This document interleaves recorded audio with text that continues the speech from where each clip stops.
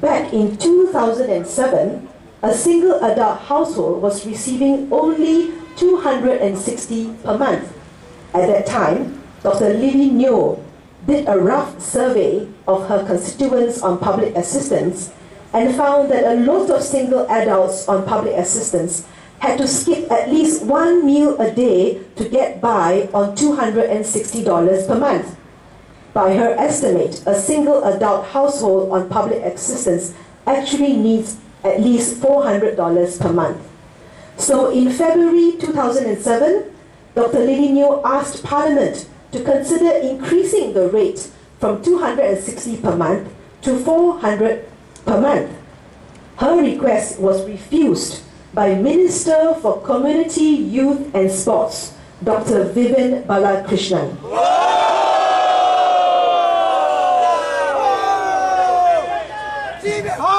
He only agreed to raise the rate by $30, or a mere $1 a day.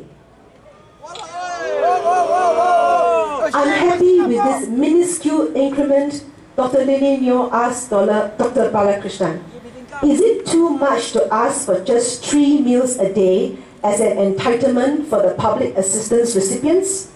To which Dr. Vivian Balakrishnan replied, how much do you want? Do you want 3 meals in a hawker center, food court or restaurant?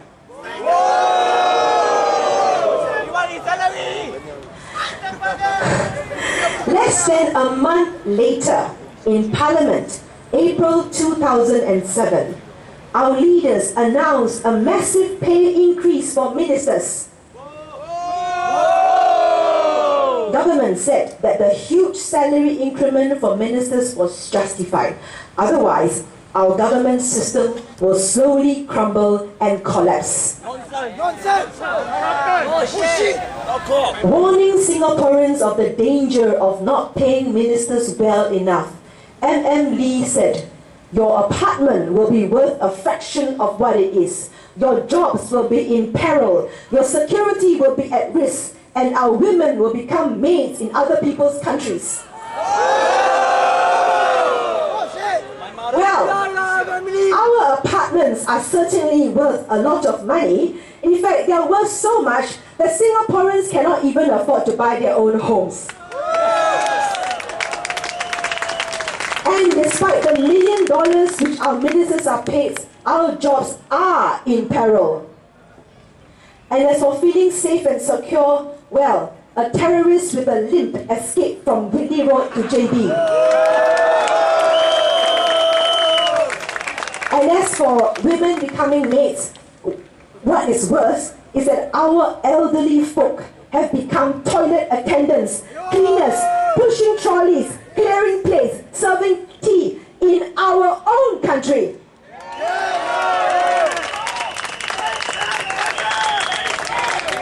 The root of the problems we now face is the leadership of the PAP government. They have run our country like a company. They have made GDP growth their sole performance indicator and pegged their $1 million salaries to it. This is why they pursue GDP growth at all costs. GDP does not measure the quality of our lives. It does not measure the choices we give our children or the honor we accord our elders. It says nothing of our shared experiences. It does not measure our compassion. It does not speak of our devotion to our country. It measures everything except what lends fullness to our lives. Our leaders have forgotten that their priority is to serve the people. They have forgotten that they must put our interests before their own. We, the people of Singapore, should be the top priority. We are not a means to an economic end. We are people with hopes, dreams, and dignity, and we deserve more than this.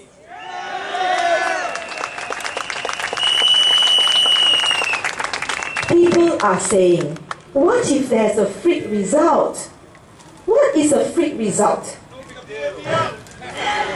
As defined by the PAP, it is a result by which the so-called majority decided to vote in a government which don't represent them. Well, this means that we had a freak result for many years.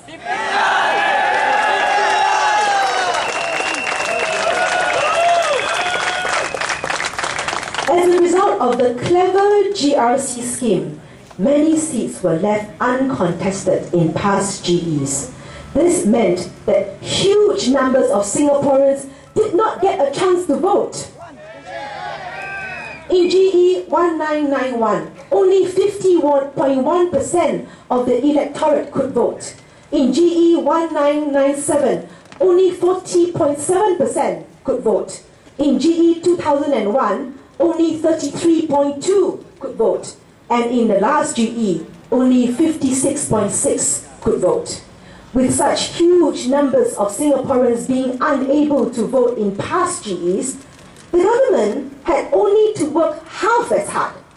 This has made them complacent. It is no wonder that they have stopped listening to us. Yeah! Yes! Yeah! But now, ladies and gentlemen, all but 5 of the 87 seats are being contested.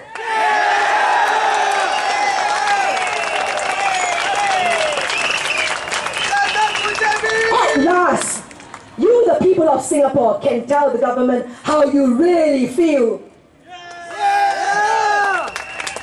Take this chance to send the government the message that if they don't listen to you, you will vote them out.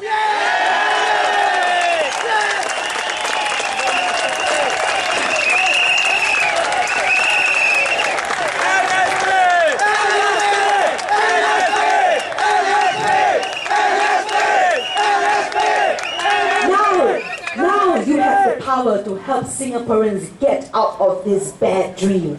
This is not the Singapore that we know and love. This is not the Singapore that we want.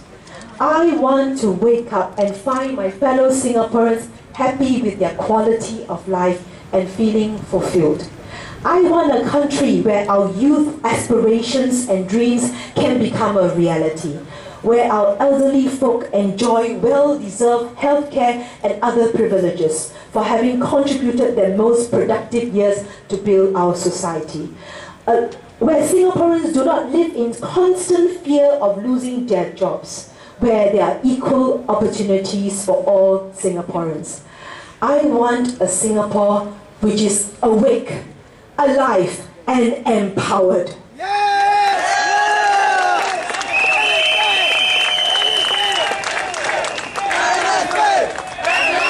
So, my fellow Singaporeans, stand with me on May 7th. Wake up from your slumber and let us together create a new Singapore where every voice